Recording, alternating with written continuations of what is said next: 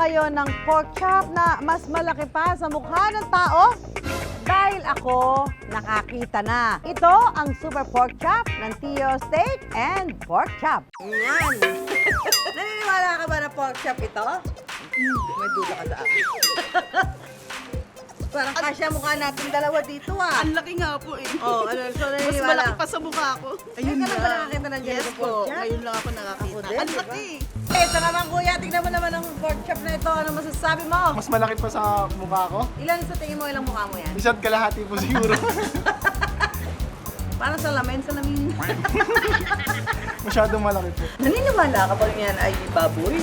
Masyado malaki, no? Opo. Parang ano nga, too good to be true.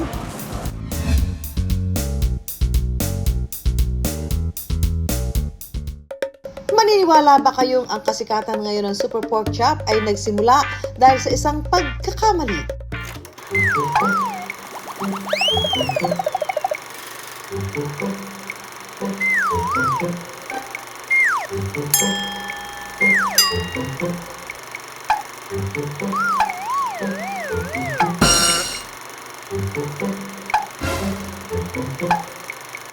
Tama yan mga mare at pare dahil ang maling order napunta sa tamang tao. Natikman, nasarapan, ipinost at nag-viral online. Pak ganern! Ang kwento ng trending ngayon na Super Pork Chop na dinarayo sa Marikina at Antipolo City. Doon po siya sumikat. Doon po siya nakilala. Doon na siya nag-umpisa. Then, so yun, ang dami ng vlogger na pumupunta. Para sa mga nagdududa sa tunay na laki at kapal ng karne ng Super Pork Chop, ang mga may-ari na ang nagsasabi, wala raw daya ang pork chop nila. May secret part po na kinukuha namin. So pag kinat namin po siya talaga, as is na yun, malaki na talaga siya. Hindi lang sa malaki, syempre yung lasa rin po. Tsaka especially yung gravy po namin is homemade din po siya. Step by step pang ipakikita ni Carl kung paano ito inihahanda at iniluluto. Ang procedure po nito is ina-dry, wet, dry and fry po natin. First po gagawin natin, i-coat po natin siya ng breadings po. Massage po siya. After natin sa breadings po, dito tayo sa egg, sa wet po. Make sure po na na-coat po lahat. Then after po, dito na po tayo sa breadcrumbs natin. Sa Super Pork Chop po natin is marinated na po siya. One day po siya minamarinate. Then sa flours po natin, breadings po is timplado na rin po siya. Ito na po ang well-coated na pork chop.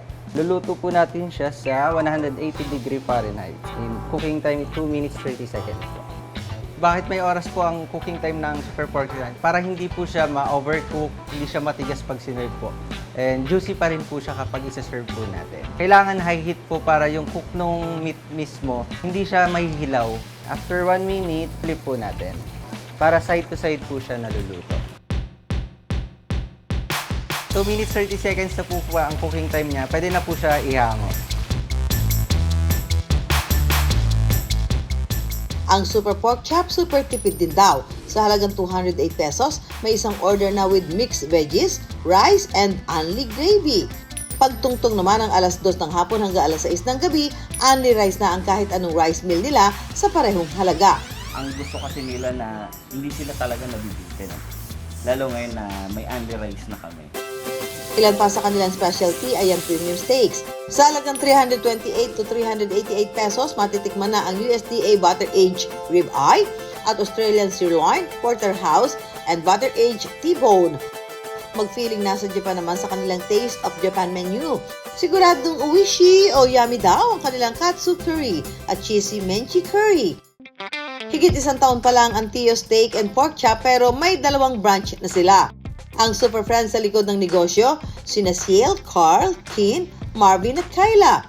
Ang dating childhood friends lang, magkakasosyo na rin ngayon sa negosyo. Nilakasan lang namin yung loob namin kasi wala kaming choice eh. Nandun na yung idea, nandun na yung plano.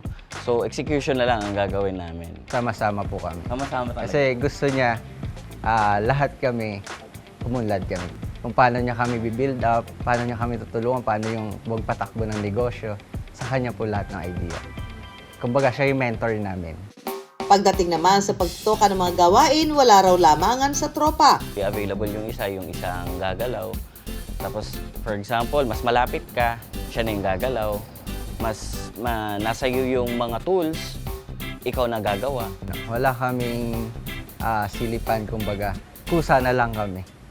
Pero tulad ng ibang negosyo, hindi rin sila nakaiwas sa problema. May na-encounter kami na sinasabi na maalat. Tapos meron naman kami na-encounter matabang naman. Pero sa iba, sakto naman yung lasa. Naniniwala ako magkakaiba tayo ng taste buds eh. Basta nag-stick kami doon sa ingredients namin. Hindi namin binabago. Actually, made to order po lahat ng pagkain namin. Wala kami ini-stock. Nangyayari lang kasi yung kapag sobrang dami na ng tao, yung volume po.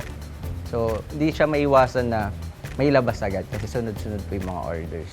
Dahil naniniwala sa produkto, nagpatuloy lang ang magkakaibigan. Mas lalo pang ginalingan at pinagbuti ang kanilang serbisyo. Kaya ang dalawang branch, sa Marikina at Antipolo, kumikita lang naman ngayon ng 200 hanggang 400,000 pesos kada buwan. Negosyo goals na, friendship goals pa. Kung ano yung nasa isip nyo, gawin nyo lang. Kasi kung pakikinggan nyo yung sasabihin ng ibang tao, hindi nyo yan magagawa. Keep on innovating. For sure nyo lang mahalin nyo yung gusto nyong maging business. Lagyan nyo ng puso. Ang tunay na magkakaibigan walang iwanan, sama-sama sa lungkot at saya, sa hirap at ginhawa, at maghihilahan pataas hanggang ang dating pangarap lang, abot kamay ng tagumpay.